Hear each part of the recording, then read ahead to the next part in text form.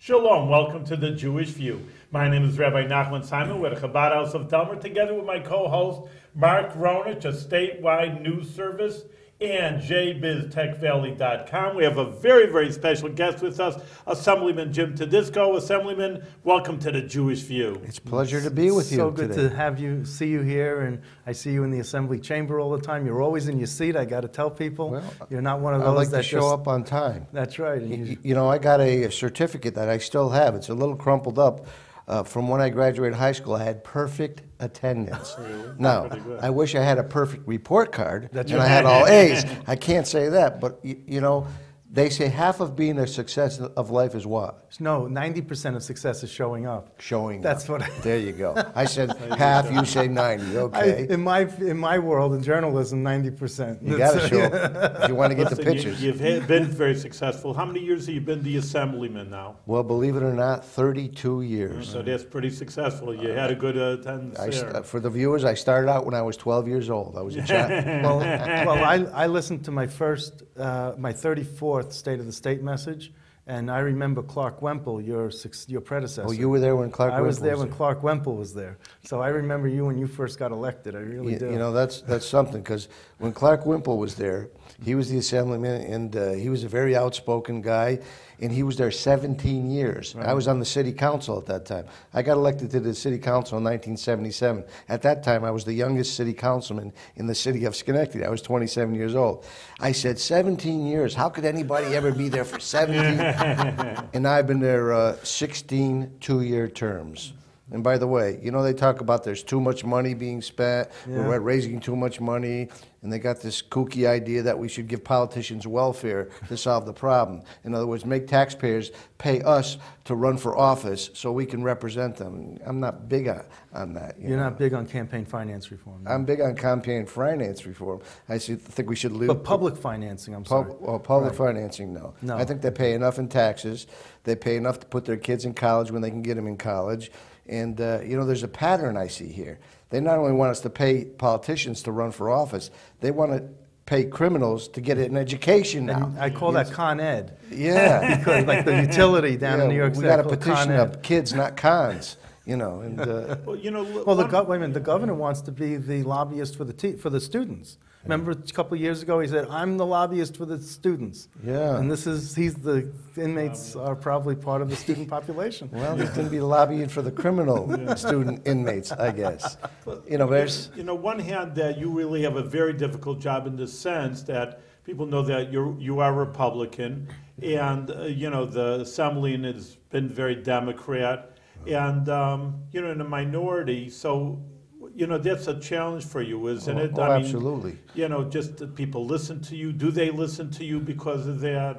Well, they listen to me. I think he knows they listen to me because, you know, I learned very early on when you're outnumbered 2 or 3 to 1. And by the way, you mentioned it earlier. We didn't talk about it here. I used to be a basketball player. Really? Now people are looking at me. Maybe they see that I'm about 5'7½". Well, you're sitting down. I like to tell people I was 6'10" when I started in the assembly. They knocked you down a few pounds. Yeah, but when you're disadvantaged in some sense, you got to overcome that in many ways. And we talked earlier, and we can mention it now. Early on, when I was a sophomore legislator, the first assignment I ever had was the chairman of a task force on child abduction and missing children. I was a teacher. I tell people I had a real job before I became a New York State Assembly person.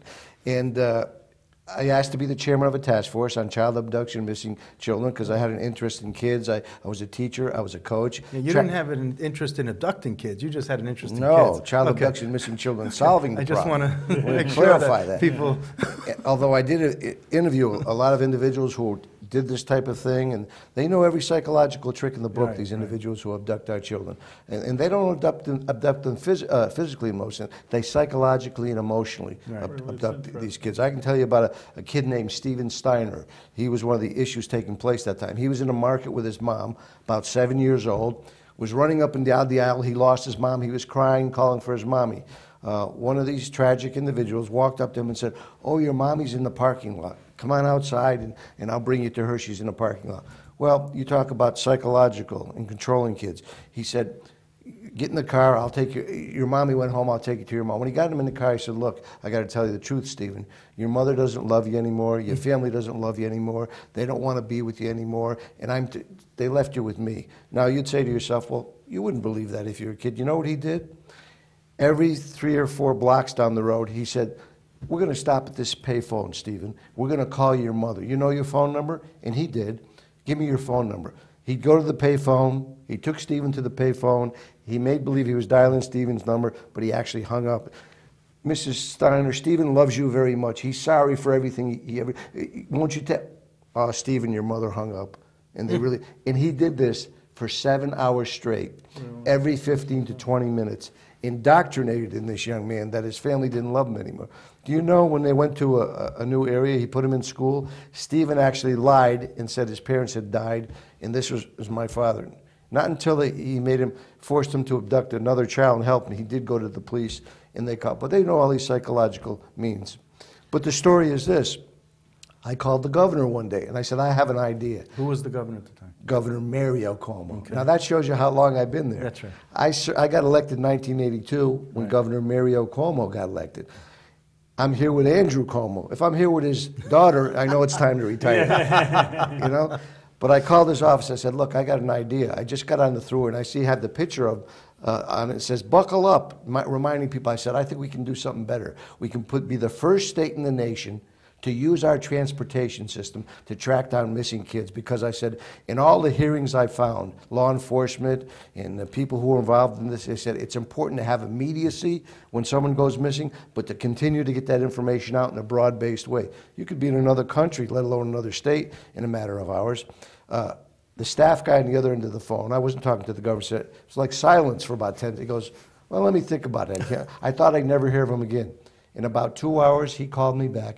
Meet the governor on exit 23 tomorrow. We're printing up the first picture of a missing girl. We're going to use our thruway. I said, this is unbelievable. I said, are you serious? He goes, yeah.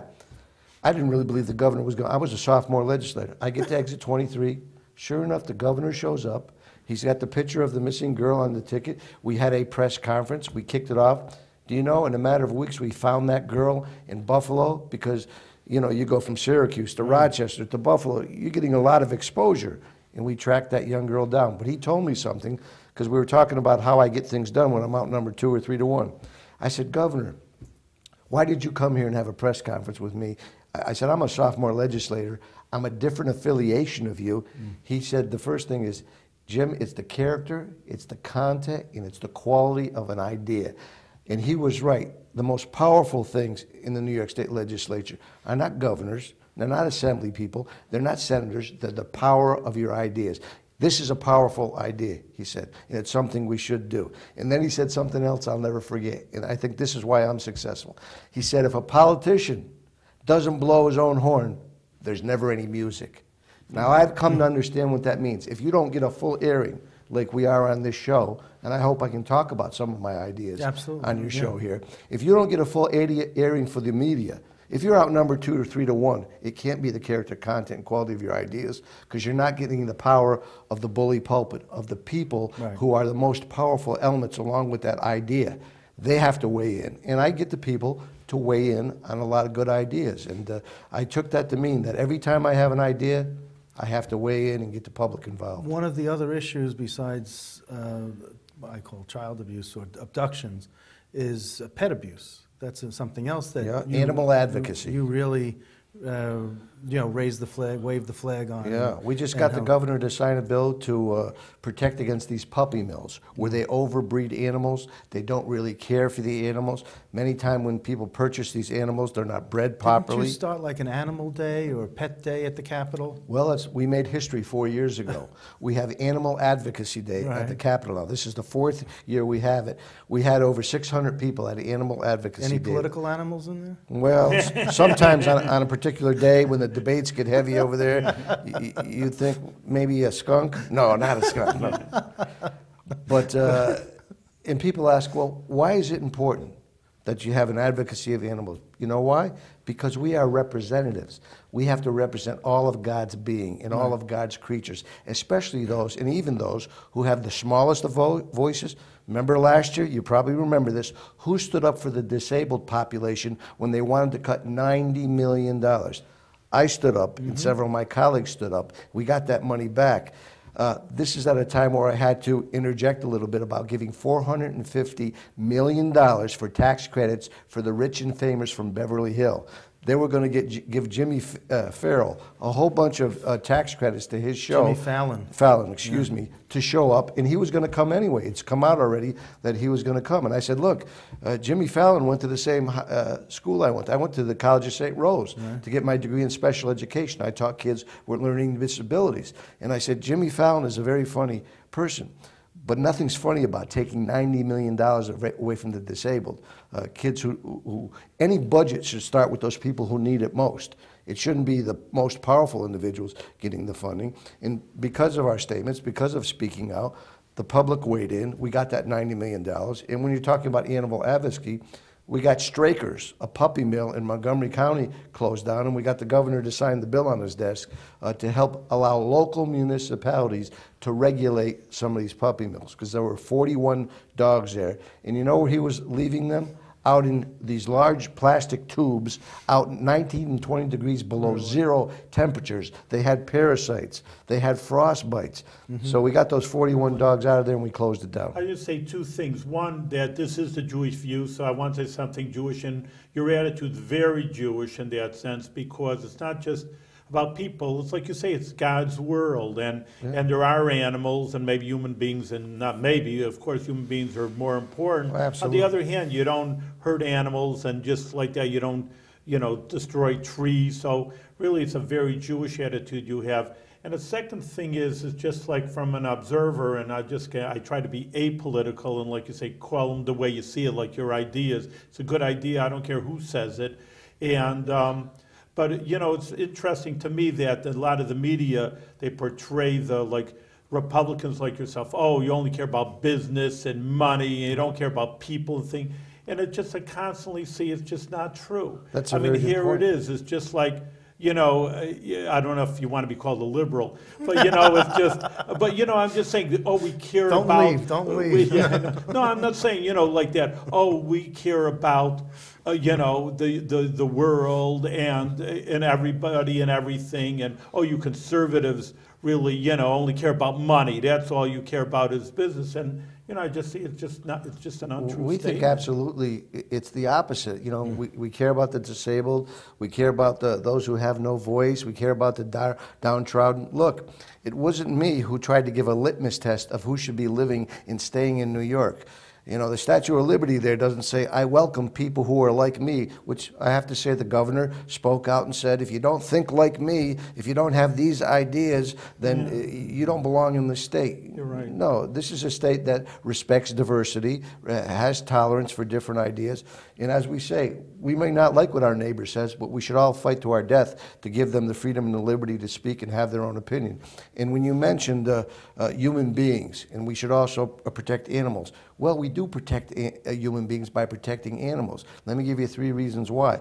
First of all, animals give us unconditional love. They're a part of our family. But when we got to go get that most vicious terrorist, maybe almost in the history of the world, he's right up there in the top 5 or 10, Osama bin Laden. You know who went in there before the SEALs went in? The dogs. The dogs, the canine units, went in with our soldiers to get Osama bin Laden. The service they provide. You may have saw out in Herkimer, they sent a dog named Ape, a German Shepherd. There was a madman out there. He was shooting people randomly. He just wanted to kill as many people as they could. He was holed up in this housing house. They sent Ape in, the German Shepherd. He was shot and killed, but he pulled the individual out so law enforcement could get him before he shot anybody else. That's the type of service these individual animals provide for us. But the other thing is this. The FBI, on their profile of crimes, show animal abuse as a bridge crime.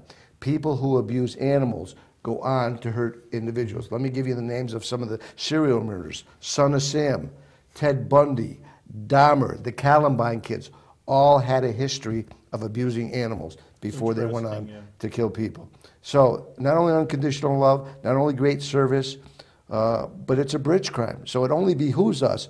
Some people say, well, you shouldn't, worry about animals. Well, you better worry about your family, because if we don't stop these people who are abusing animals and get them off the streets and provide counseling for them and treatment, they're going to go on to hurt human beings. That's why animal advocacy and having some legislation to protect our animals from abuse does affect human beings in a very serious way. What are some of the other issues that you're focused on and you Well, want to talk about? you probably know, and this is, if I never do anything again, you are all going to vote this November to save the state of New York $50 million. How do you do that? You know why? Because you know what's going to be on the ballot? No. Everybody was talking about casino gambling as an important ballot issue to change the Constitution.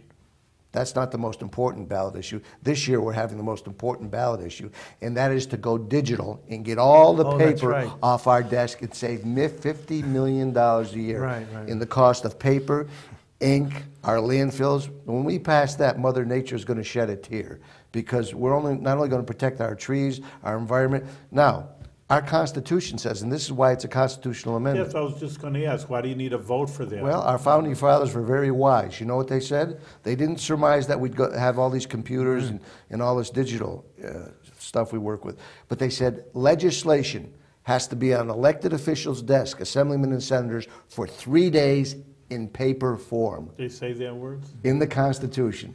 And they were right. We should read the bill for at least 3 days. Not like Nancy Pelosi. Well, we're going to pass the bill of $100 million, Obamacare, and then find out what's in it. Well, that's not what representatives do. They read the bill, they understand the bill. But now we won't have to have all that paper. We'll go digital, and if we want paper copies, we can print them right out. I don't know if you've probably seen all the document rooms we have at the Capitol. Have you showed the rabbi all those? No, I have stacks seen and stacks of bills. Right. I had one of the media guys, Channel 6, go there. He does something, you paid for it. He kept a camera on there all day. 3 people went to get a bill from there, because we can just print them out from our offices on our computers. So I did a number of things to market that idea, sponsored the legislation, and I think I was the moving force that got that passed next year. Well, I remember how you had the news conference with all those bundles of paper. Yep, and I stood on top of. You stood on top. And I debated Denny Farrell, who's Ways and Means, and I put both columns of the budget here, and I spoke in between them, and they were this high on my desk. Right. And I got him to admit in a public debate on the budget that I said, how much is all the paper we use and all the ink? And he looked, and they said $50 million a year. I said, we're going to save most of that $50 million. So the paper companies are not contributing to your campaigns now? We're going to find them new jobs. There's a lot of things they can do with paper. I'm just joking. Bigger paper cups. But I want. Well, the other thing, we just had a little something on 2 weeks ago. We have college interns. Yes. And they do a great job. And I think that's tremendous, that you get a college intern, they learn about their republic, their representative democracy. And some of them become representatives. I've hired some of them too, and they've gone on to be elected officials. But there's one group that above and beyond them should have a bird's eye view of the representative democracy and this republic, and that's disabled veterans. Oh, yes. These are the men and women who are actually putting their lives on the line, who are going to live with a lifelong disability, so we could go and run before the public every 2 years, so they could pick their elected officials, so we can have this representative democracy. If anybody should be a legislative intern or get the opportunity to do so, it should be a disabled veteran. So I put forth Give Back New York, GIB, giving legislative internships to disabled veterans who are not fully employed, GIV, Give Back. And I'll tell you, we're going to get this done, and we're going to have our disabled veterans, that they'll get $11,500 stipend, because that's the high level for our graduate students, and they'll be able to see our government in action. Now is in action one word or two? I was just going to say that. They may not like what they see, but you know what Winston Churchill said. It's the worst form of government, except for all the rest. That's right. I just totally agree with you again, and I'm not a military man, but I'm in the Army of God. That's why I may say that. But no, you're right. I do feel for them. That's an if for an issue. It's not a New York State issue of going to war when you see people come back, young guys with an arm and a leg. It's terrible, terrible. I can't really even stand to look at it. It breaks my heart. But you know, I think, and the truth is, I personally feel you're totally on the mark, because this country, you know, you send the guy out, he volunteers, he wants to serve the country, then you send him to war, he gets hurt, and saying, okay, well, you're done, so, you know, see you later. See you later, No you service know. fund. Hey, come on, you know, take care of the guy. You know, he it's not even a draft, it's a volunteer. You know, Absolutely. I didn't volunteer, and you know, to go to the Army and get shot at, and he did, and. Let me make a point about that. When you talk about our veterans in general, and you know, our disabled veterans especially, there aren't enough words to express what they mean to our way of life here, except maybe one, and that's everything. Everything you and I, our family, our freedom to worship the religion we choose, our freedom to choose our form of government, our freedom to choose the education we want, freedom of religion, freedom to choose. Mm-hmm. All of those we have. Now, they didn't give them to us. Our founding fathers didn't give them to us. There's a higher power who gave us these inalienable rights. But this nation is the only nation in the world which has sacrificed to the level which we can enjoy them to the fullest. And it's because of these men and women. And, you know, I always say this: mankind should forever hate war.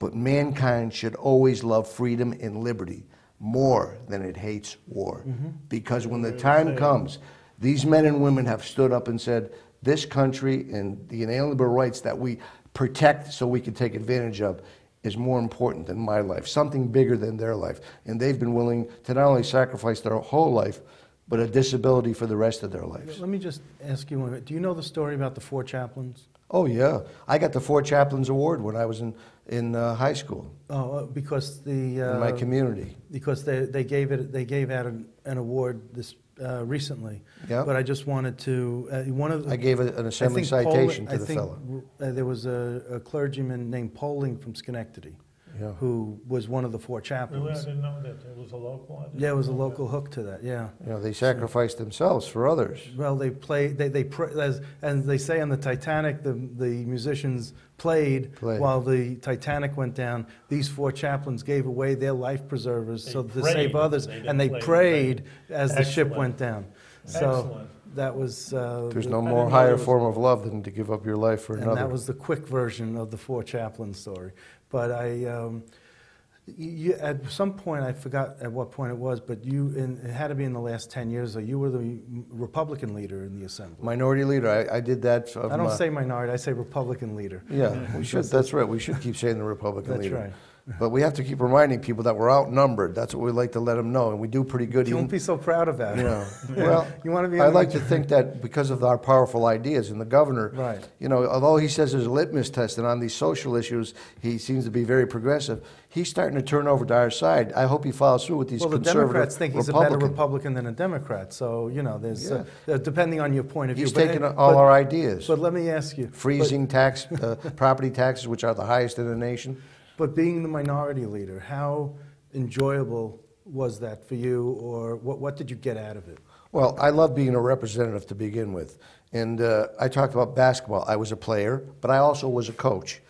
When you're a player, you know, you work with the team, but you know what your role is. When you're the coach, you have to be the coach of the entire team. Right. And so I went from the player to the coach as being the Republican leader. That means I had not only the problems that I face in my district, I had to make sure I dealt with the problems of 45, 46, 47 members at that time. So which years were you Republican leader? 2005, at the end of 2005, to 2009, the beginning of 2009. And did you like being the player or the coach? Because now you're back as a player position. I'll tell you, I loved being the player, and then I loved being the coach. Right. And then as I come back to being the player, I love that. I can't say I love them both because it was great being a leader. Right. I got to sit down with the governors and all the leaders, and you know, Spitzer, you remember him, right? I'm the famous guy. He told me on the throughway that I'll steamroll you and everybody else in the state. Why, you know, he was to you?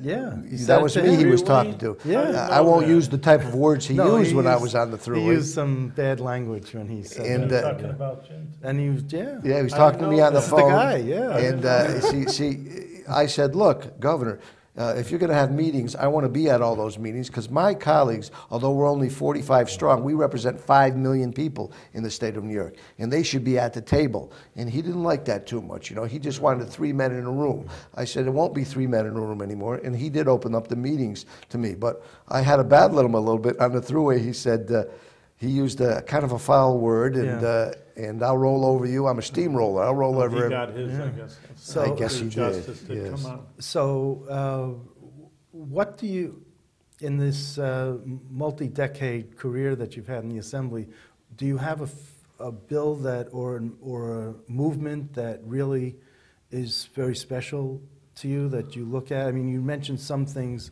here tonight that really gave us insight, but do you? I passed, we were one of the first states in the nation, we talked about animal advocacy. And as you know, I passed Buster's Law. Oh, that's the other one. Yeah, this was the first, one of the first states in the nation to make cruelty, serious cruelty to animals, a felony. It was a slap on the wrist. This was a little cat in my district named Buster. A person doused that individual little cat with kerosene, lit it on fire. It languished for weeks. I have to tell you, to be honest, this is how much people understand the importance of the unconditional love of their pets. I got as many calls on that as anything I've ever gotten calls on in my life, because we do see pets. Touch people's hearts. And, you know, I always wondered why. And then I realized one day when I went home, every day I go home, I got a little corgi. I got 2 dogs and 2 cats. And a wife. And a wife, and they're all females. I can't even get in the bathroom. And her name's Gracie, and I said she's amazing Grace. But every time I go home and open the door, that dog runs to me. Her tail is wagging. She jumps and she's smiling. Her tail is wagging, no matter what kind of day she has, no what kind of day I have. Now, I love my wife. That's right. Of course, I love my wife more than Gracie. Dear, I do love my wife more than Gracie. But the other day, I realized something. She doesn't always come to me wagging her tail. Like the other day, Gracie came wagging her tail and she said, "You forgot to do your dishes this morning. I cooked you a good meal." So Gracie was wagging her tail, but she was wagging her finger at me, you know. So, you know, the animals, they never wag their finger at me. I have one more topic I just want to touch on, because you were a victim of identity theft. Yes. And I remember that. It was like 15 years ago, was it? Around there, yeah. So tell us how you survived that and what the implications were. Well, it was kind of crazy. I was in the assembly, right? First of all, I had a big press conference after it happened, and I knew what they were going to ask me. Why do you think they chose you to steal your identity? Because this is what the person did. He started calling up small businesses in my district, and he said, "Hey, this is Assemblyman Jim Tedisco. My daughter's car broke down, and they won't cash her check to tow people, and I can't get to her because I'm in a legislative session. Can I send somebody over? Would you cash her check for $150? She needs $150. Don't worry, I'll come and I'll reimburse you later on. I'll come and I'll pay in person." And do you know what? They got $2,000 to $3,000 from these people, really? because Jim Tedisco, they thought Jim Tedisco called them, and they wanted to help my daughter. Now, I don't even have a daughter. So at the press conference, they said, "Why do you think they chose to use you?" I said, "Well, certainly they wanted the money. I'm the most honest politician in the Capitol region, so nobody would try to believe I was trying to bilk them, you know. So naturally, they would use my name to try to gain the money. But on the last one, because people start calling me up, I go, "No, I'm not doing that." So I called the state police. It was a restaurant in Saratoga, and he called the state police, and they said, "Hey, tell him to show up. We're going to come there. We'll be hiding in the back. When he comes in, we're going to catch him." "Sure, yeah, I'll give you $150. He called the guy, said, "Wait a second, I'll check to see if I got the money." He called the guy back. "Come on in." The state troopers, they arrested him on the spot, and he had to serve time in jail. You know, Sure. And you know who the guy is, so... I know who the guy is. Was he a constituent? Is he voting for you? Well, I don't know if he's voting for me now. He doesn't vote over He spent here. some time in jail. But, Did he contribute $150 to your campaign? Yeah, he should donate more than that. He stole more than $150.